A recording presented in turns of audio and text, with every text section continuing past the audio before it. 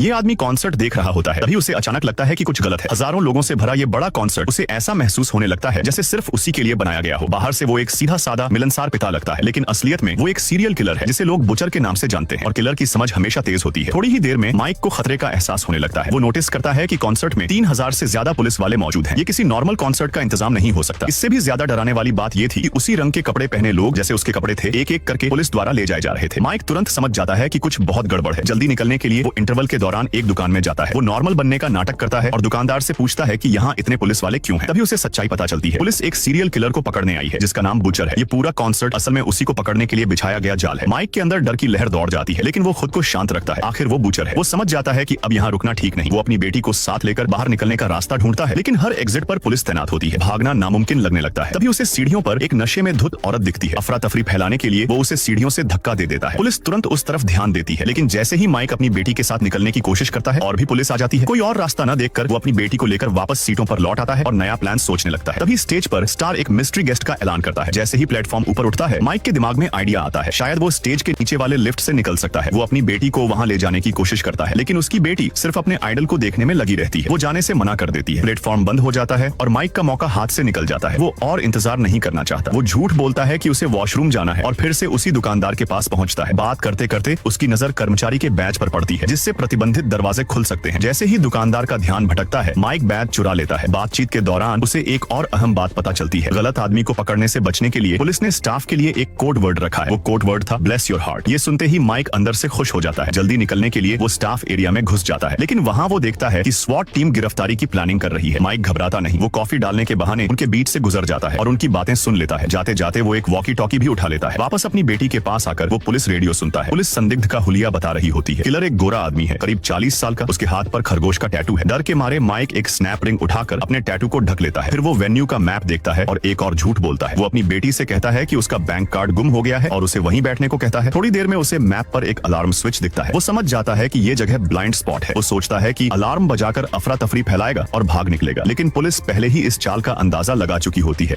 Mic को map में जल्दी ही एक अलार्म स्विच दिख जाता है। उसे समझ आ जाता है कि ये जगह ब्लाइंड स्पॉट है। वो सोचता है कि अलार्म बजाकर अफरा तफरी मचाएगा और निकल जाएगा, लेकिन पुलिस पहले ही इस चाल का अंदाजा लगा चुकी होती है। ये समझते हुए कि पुलिस से बचना आसान नहीं है, माइक लॉबी में जाता है ताकि कोई और रास्ता मिल सके। उसकी नजर फ्राइड चिकन की दुकान में रखे डीप फ्रायर पर पड़ती है। जब कोई देख नहीं रहा होता, वो उसका तापमान पूरा मैक्स कर देता है। फिर वो चुपचाप साइड में हट जाता है और देखता रहता है। जैसे ही कर्मचारी वापस फ्रायर के पास आता है, एक हादसा हो जाता है। फ्रायर में रखा एक बर्तन अचानक फट जाता है। सबका ध्यान उसी हादसे पर चला जाता है। इसी मौके का फायदा उठाकर माइक एक वर्कर की यूनिफॉर्म चुरा लेता है और छत की तरफ भाग जाता है, लेकिन वहां पहुंचकर उसे झटका लगता है। छत पर भी पुलिस तैनात होती है। खुशकिस्मती से उसे कोड वर्ड पता होता है। वो बताता है कि वो नीचे फ्राइड चिकन की दुकान में काम करता है। वो कहता है कि वहां धमाका हुआ है और उसे बस थोड़ी हवा चाहिए। पुलिस तुरंत अपने साथी से कंफर्म करती है। बात सही निकलती है तो वो ढीले पड़ जाते हैं, लेकिन वक्त तेजी से निकल रहा होता है। कॉन्सर्ट खत्म होने में सिर्फ 30 मिनट बचे होते हैं। अगर माइक नहीं निकला तो पूरी जिंदगी जेल में ही बीतेगी। रास्ता सोचते सोचते उसकी बेटी की बात उसे एक नई उम्मीद दे देती है। कॉन्सर्ट में एक लकी ऑडियंस को चुना जा रहा होता है। उसकी बेटी बुरी तरह चाहती है कि उसका नाम आए। ऐसा होने पर वो स्टार के साथ गा सकेगी और बैक स्टेज फोटो भी ले सकेगी। ये सुनते ही माइक के दिमाग में एक आइडिया आ जाता है। वो पीछे बैठे एक ऐसे आदमी के पास जाता है जो मैनेजमेंट वाला लगता है। वो झूठ बोलता है कि उसका पूरा परिवार उस स्टार का बहुत बड़ा फैन है और वो चाहता है कि उसकी बेटी को लकी ऑडियंस चुना जाए। वो ये भी कहता है कि उसकी बेटी को आखिरी स्टेज का कैंसर है, ये उसका आखिरी कॉन्सर्ट हो सकता है। उसकी बेटी की बहुत इच्छा है कि वो स्टार के साथ एक ही स्टेज पर गाए। माइक को ये नहीं पता होता कि वो आदमी असल में उस स्टार का अंकल है। बीमार सी बच्ची को देखकर उस आदमी को दया आ जाती है। वो स्टाफ को बुलाता है। इसी वजह से बेटी को स्टार के साथ गाने का मौका मिल जाता है। माइक को उसके पिता होने के नाते बैक स्टेज ले जाया जाता है। शो खत्म होने के बाद माइक को लगता है कि सब कंट्रोल में है, लेकिन जैसे ही वो बेटी को लेकर बाहर जाने वाला होता है, वो देखता है कि बैक स्टेज पुलिस से भरा हुआ है। तभी वॉकी टॉकी पर पुलिस का मैसेज आता है। बुचर को पकड़ने में देर होने की वजह से पुलिस को शक होता है कि बुचर किसी स्टाफ में छुपा हुआ है। उसी पल माइक समझ जाता है कि अब कोई रास्ता नहीं बचा। तभी फीमेल स्टार उनकी तरफ आती है। माइक तुरंत एक और प्लान बना लेता है। वो सीधे स्टार के पास जाकर उसके कान में कहता है कि उसे उससे एक जरूरी बात करनी है, बस 1 मिनट लगेगा। क्योंकि वो देखने में एक नॉर्मल पिता जैसा लगता है। स्टार मान जाती है। वो उसे अपने ड्रेसिंग रूम में ले जाती है। जैसे ही दरवाजा बंद होता है, माइक सच बता देता है। वो कहता है कि वही बुचर है। माइक उसे धमकी देता है कि अगर उसने उसकी और उसकी बेटी की मदद करके उन्हें बाहर नहीं निकाला तो वो नरमी नहीं बरतेगा।